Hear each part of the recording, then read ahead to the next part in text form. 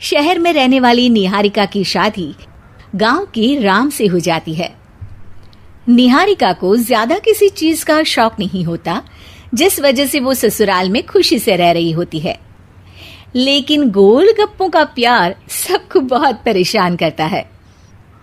देखो जी, हमारी शादी को ना 1 हफ्ता हो गया और मुझे गोलगप्पे खाए हुए पूरे 7 दिन बीत गए।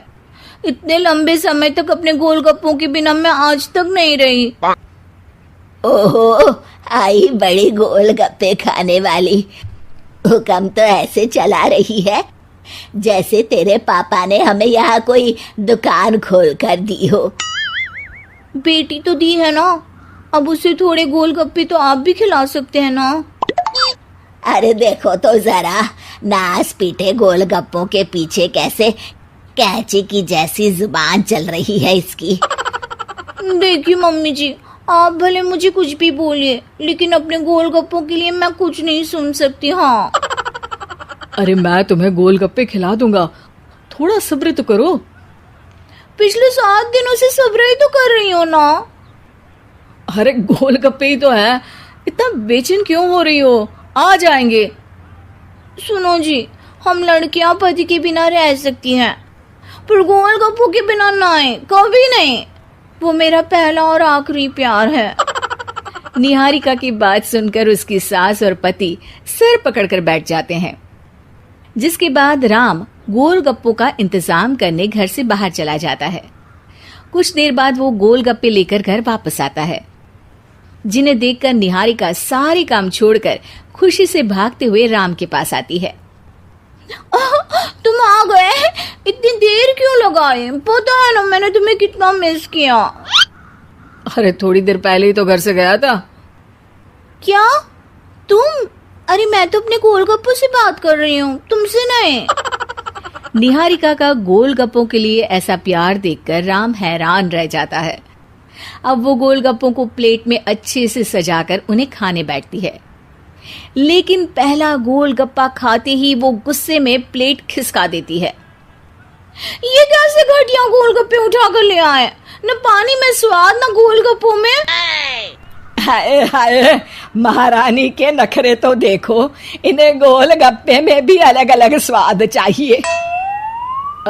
ठीक है, आप लोग इस पर बहस मत शुरू कर देना, मैं ना कल दूसरी जगह से खरीद लाऊंगा, ठीक है? अगले दिन राम निहारिका के लिए गांव में दूसरी दुकान से गोलगप्पे खरीद कर लाता है, पर उसे वो भी पसंद नहीं आते। जिसके बाद बहुत दिनों तक यही सिलसिला चलता रहता है, जिसमें राम अपनी पत्नी के लिए दूसरे गांव तक जाकर वहां से भी गोलगप्पे खरीद कर लाता है। पर निहारिका को कहीं के कोई भी गोलगप्पे पसंद ही नहीं आते। तुमको तो अच्छे गोलगप्पे की पहचान करना आता ही नहीं है। तुमको गोलगप्पे का प्यार पता ही नहीं है, तुमसे कुछ होता ही नहीं है। अरे तुमसे बहुत होता है तो तुम खुद कर लो ना। सास की बात पर निहारिका बैग पैक करके घर से जाने लगती है, जिस पर राम उसे रोकते हुए कहता है, अरे इतनी सी बात पर कोई घर छोड़कर जाता है क्या? मैं कल शहर जाकर तुम्हारी पसंद के गोलगप्पे ले आऊंगा, ठीक है?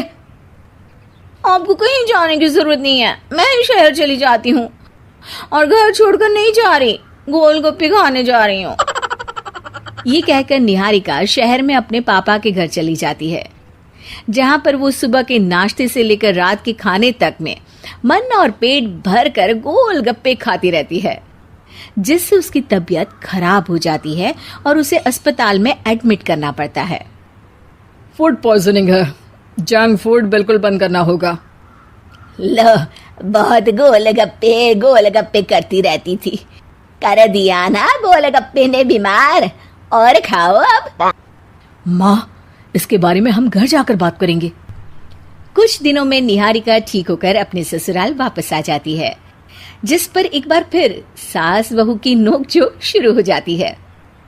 अब थोड़े दिन अपने प्यार से दूर रहना, नहीं तो इस बार सीधा भगवान के घर पहुंच जाओगी। इस बार सास की बात का कोई जवाब दिए बिना निहारिका अपने कमरे में चली जाती है।